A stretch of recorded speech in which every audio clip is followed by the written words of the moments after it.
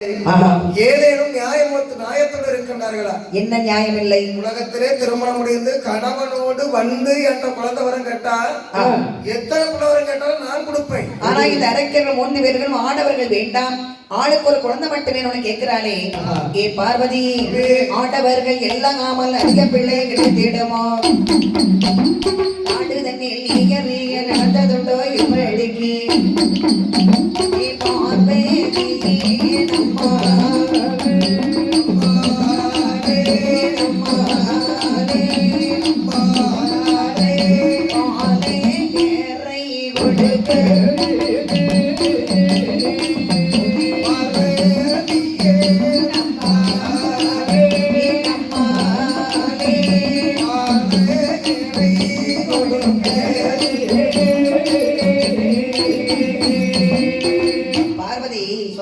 ஆண்டவர்கள் இருந்தும் எத்தனையோ பெண்கள் குழந்தை இல்லாமல் கோவிலாக அலைகிறாங்க. முத்தாரம் கோயிலுக்கு என்ன சொல்றாங்க தெரியுமா? எம்மா தாயே முத்தாரம்மா முப்படாயம்மா காளியம்மா பேச்சம்மா முத்துமாலை அம்மன் எல்லாம் வந்து இந்த அம்மா வந்து பேரெல்லாம் வேற ஒண்ணு இல்லை.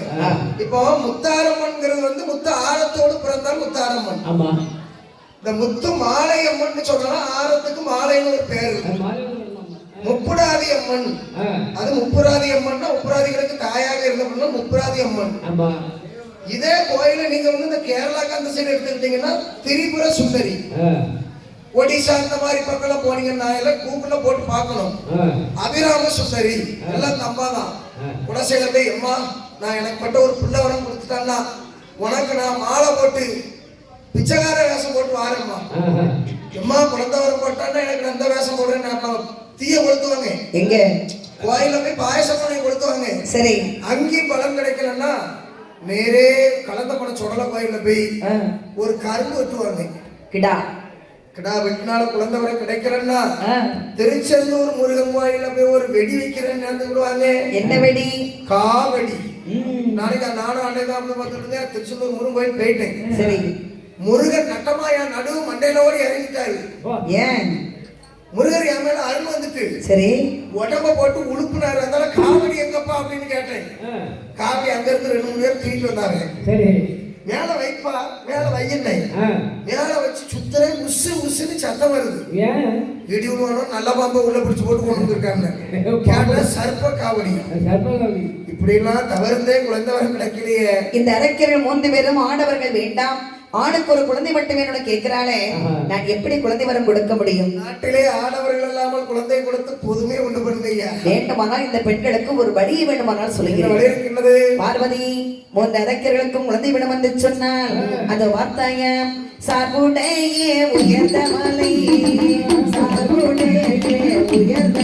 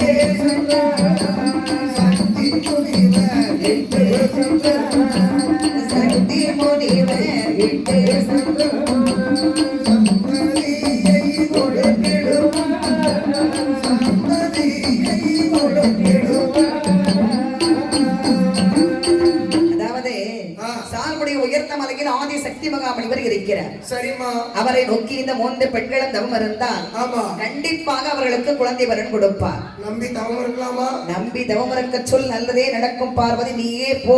கண்டிப்பா இன்னைக்கு யாரு நம்ம முத்தாரம் மட்டும் முத்துமாலை மட்டும் கும்பிடணும்னா சும்மா ஒரு நாள் ஒரு வேண்டுதலை வச்சுட்டு அது நடக்கலன்னா நம்ம அம்மனை குறை சொல்லக்கூடாது. தொடர்ந்து சிறுதுளி பெருவெள்ளம் தொடர்ந்து அம்மன் கோயிலுக்கு 1 மாசமோ யார் டெய்லி சாமி கும்பிடுவீங்களா? இதுல இருக்கு யாரும் கை தூக்குங்க.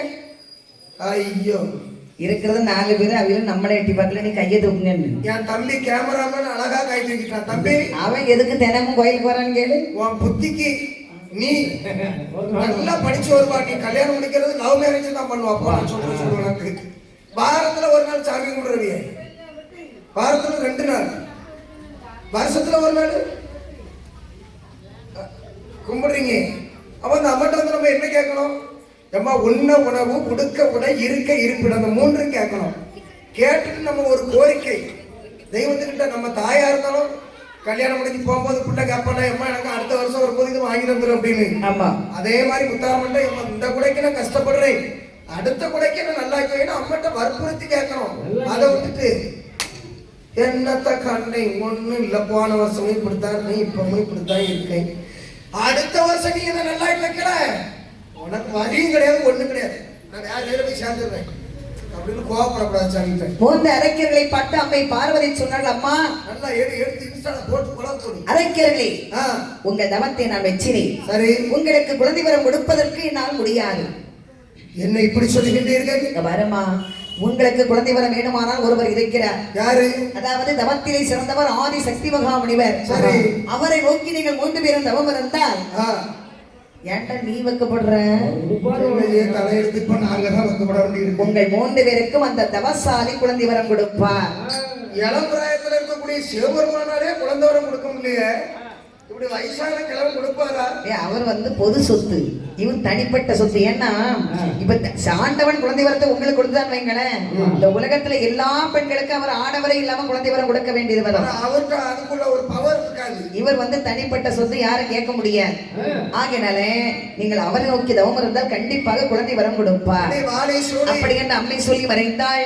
காதிலை கேட்ட அரக்கர்கள் 3 பேரும் சக்தி மணி வருவதற்கு தவம் இருந்தார்.